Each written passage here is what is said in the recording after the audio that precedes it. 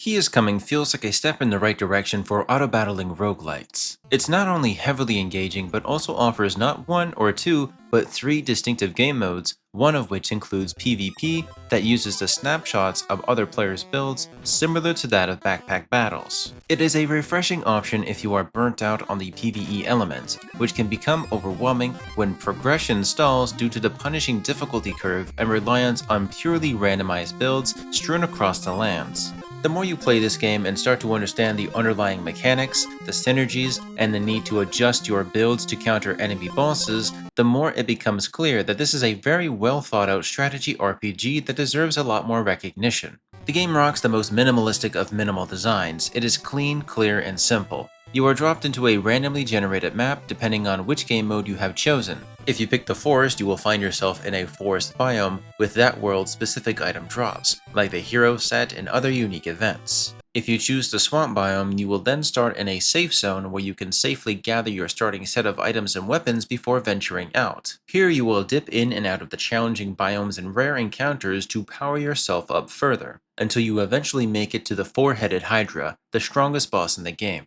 That just leaves the final game mode, multiplayer. Instead of facing bosses, you'll be going up against other players. Compared to the base game, this mode feels so much more fleshed out, balanced, fair, and less linear since the build options of a player are so much more diverse than the bosses. Since you are up against other players rather than the randomness of PvE, the builds tend to be more even and less frustratingly unbalanced. Out of all three game modes, this ended up being my favorite. The final battles really test your skill and strategy against the more competent players. The catch? No matter where you start, the same rules apply. You are on a ticking day and night cycle timer based on how far you move, until you are forced to face the bosses or other players.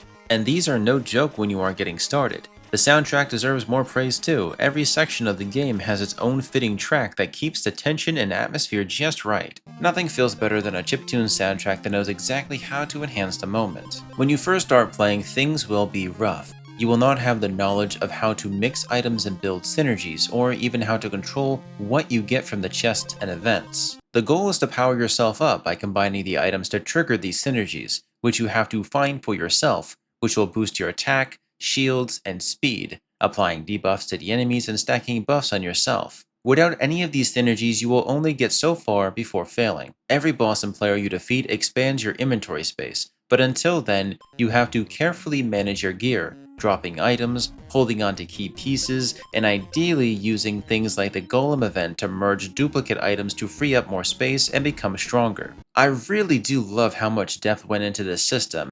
It's tight, well developed, and encourages a lot of theory crafting. On top of that, the more you play, the more items you unlock, adding even more synergies and mechanics into the mix. It opens up new strategies and combinations for you to experiment with as much as you would like to. For an early access game that's already this fun and mechanically rich, I am eager to see where the development takes it in future updates or installments. For those who are interested in games that do not demand a huge time investment, as each run could last 5 minutes to 10 minutes, this is a perfect game for quick sessions. It's easy to get into, but it's very tough to master. He Is Coming is worth checking out if you've got the spare time. I do think that the price could be a little bit lower, as I did pick up the game at a 35% discount at launch, which felt more reasonable than its full price. I got about 4 hours of solid enjoyment before moving on to other things, but it has that push, that just one more run feeling that makes it oh so easy to come crawling back to it anytime.